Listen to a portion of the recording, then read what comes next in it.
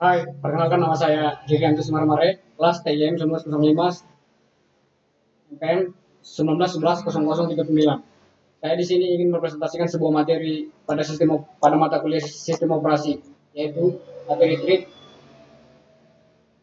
pada materi TRID. Oke, masuk ke dalam pengertian TRID. TRID, TRID atau yang disebut atau yang sering kita sebut dalam proses ringan atau lightweight adalah unit dasar dari utilitas CPU. Di dalamnya terdapat ID thread, program counter, register, dan stack, dan saling terbagi antara thread lain dalam proses yang sama dengan menggunakan fasilitas thread. CPU dapat secara intensif membagi di antara per thread tanpa menggunakan manajemen memori. Meskipun konteks switch pada thread masih memerlukan register set switch, tetapi pembuatan thread lebih mudah dibandingkan konteks switch diantaranya heavyweight. 2. Thread dalam proses. Pada gambar ini bisa kita lihat yaitu adalah ada single thread maupun multi thread. Ini saya jelaskan. Thread dalam proses. Perbedaan antara kedua gambar ini yaitu antara thread tunggal dengan proses dengan thread yang banyak adalah proses dengan thread yang banyak dapat mengerjakan lebih dari satu tugas pada satuan waktu. Sedangkan thread single atau single thread dia hanya mengerjakan satu tugas dalam satuan waktu. 3. Keuntungan dan kerugian multi-threading atau multi-thread. Multi-threading atau multiprocessing merupakan penggunaan dua atau lebih dari CPU dalam sebuah sistem komputer. Multitasking ini merupakan metode untuk menjalankan lebih dari satu proses di mana terjadi pembagian sumber daya seperti CPU. Multi-threading ini adalah cara pengeksekusian dan mengizinkan beberapa thread terjadi dalam satu proses, saling berbagi sumber daya, tetapi dapat dijalankan secara independen. Dalam sistem ini menerapkan multi-threading memiliki 4 keuntungan, diantaranya 1. Responsi. Responsi ialah membuat aplikasi yang interaktif menjadi multi-threading dapat membuat sebuah program terus berjalan meskipun sebagian dari program tersebut diblok atau melakukan operasi yang panjang. 2. Berbagi sumber daya.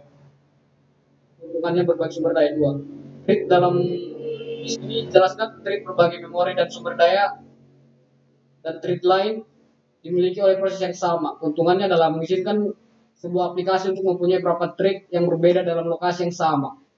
Yang ketiga adalah dalam sisi ekonomi. Dalam pembuatan sebuah proses, banyak dibutuhkannya pengalokasian memori dan sumber daya.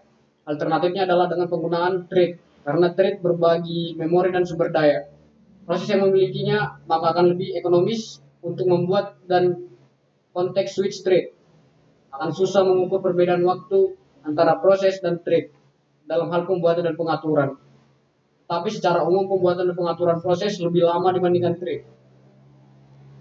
4. Model multi-threading atau multi-threading.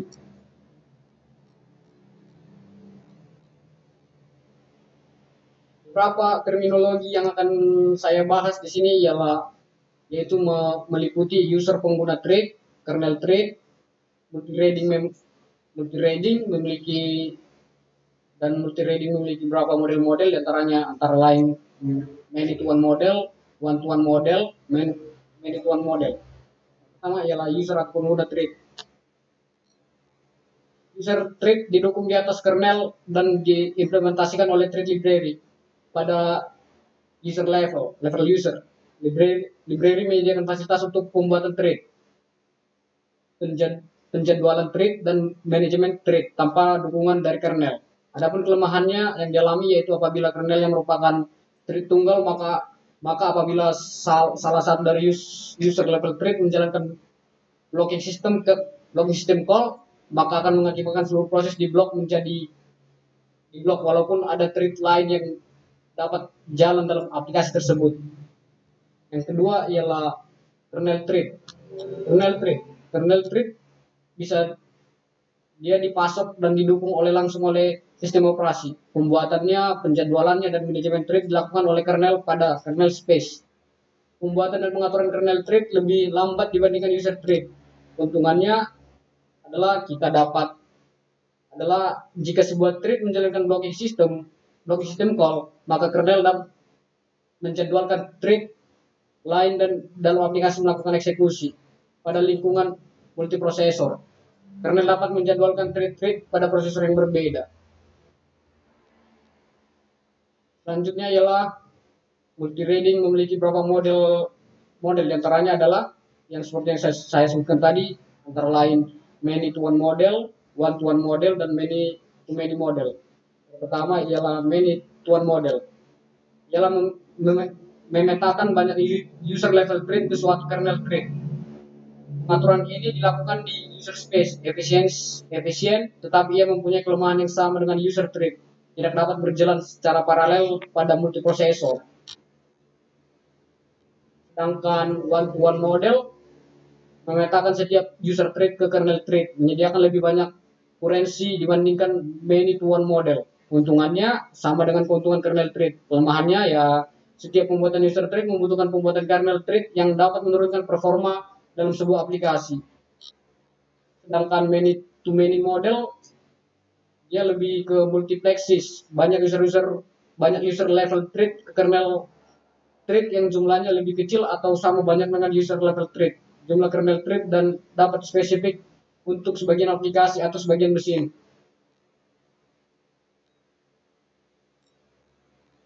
Terus lanjut ke 5, thread pool.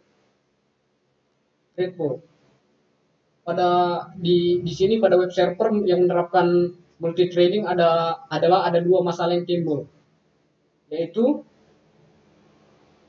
ukuran waktu yang diperlukan untuk menciptakan thread yang melayani permintaan yang diajukan oleh penyataan thread. Dibuang seketika sesudah menyelesaikan tugasnya. Yang kedua, pembuatan thread yang tidak terbatas jumlahnya dapat menurunkan performa dari sistem. Agar ini dapat diselesaikan, solusinya adalah dengan penggunaan thread pools, yaitu sekumpulan thread yang mengantri untuk mengerjakan tugas. Cara kerjanya simple, dengan membuat beberapa thread pada proses startup dan menempatkan mereka pada pools, di mana mereka duduk diam dan menunggu untuk bekerja. Jadi ketika server menerima permintaan, ia akan membangunkan thread dari pool, dan jika thread tersedia maka permintaan tersebut akan dilayaninya. Ketika thread sudah selesai mengerjakan tugasnya, maka ia kembali ke pool dan menunggu pekerjaan lainnya, dan begitu seterusnya.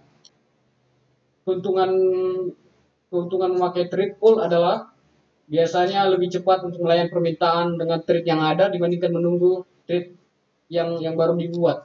Kedua, thread pool membatasi jumlah thread yang ada pada suatu waktu. Hal ini penting bagi sistem yang tidak mendukung banyak thread yang berjalan secara konstan. Yang ketiga, pembuatan jumlah thread yang dapat meningkatkan performa serta sistem yang lebih stabil. 6. Masuk ke pembahasan 6, yaitu pembatalan thread. Pembatalan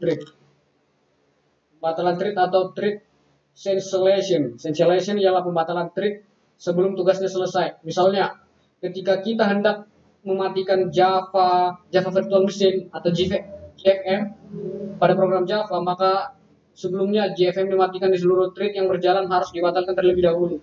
Contoh lainnya adalah pada masalah search. Apabila sebuah thread mencari sesuatu dalam database dan menemukan serta mengembalikan hasilnya, thread sisanya akan dibatalkan. Thread yang akan diberhentikan biasa disebut dengan target thread. Pemberhentian target thread dapat dilakukan dengan dua cara, antara lain yaitu asynchronous cancellation, yaitu suatu thread seketika itu juga membatalkan target thread. Dan kedua yaitu deferred cancellation, yaitu suatu thread secara periodik memeriksa apakah ia harus batal. Cara ini memperbolehkan target thread untuk membatalkan dirinya secara terurut. Masuk lagi ke pembahasan ke-7, yaitu penjadwalan thread.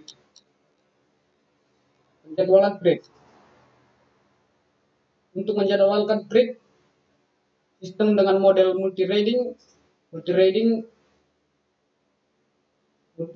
atau many to many atau many to one menggunakan penjualan trade, yaitu di mana proses tersebut akan ditaruh dalam daftar proses atau prioritas dan bagian ia bergerak dalam daftar waktu tersebut. Antara lain dalam penjualan trade yaitu sebagai berikut, ialah satu, proses contention scope atau PCS, yaitu pustaka trade. Pustaka trade menjadwalkan trade pengguna untuk berjalan pada UWP atau lightweight proses yang tersedia. Yang kedua ialah sistem contention scope atau SCS. SCS ini berfungsi untuk memilih salah satu dari banyak trade kemudian menjadwalkannya ke satu trade tertentu atau CPU atau kernel. Gambarnya bisa dilihat dari sini. Ini adalah sebuah contoh dari penjadwalan trade.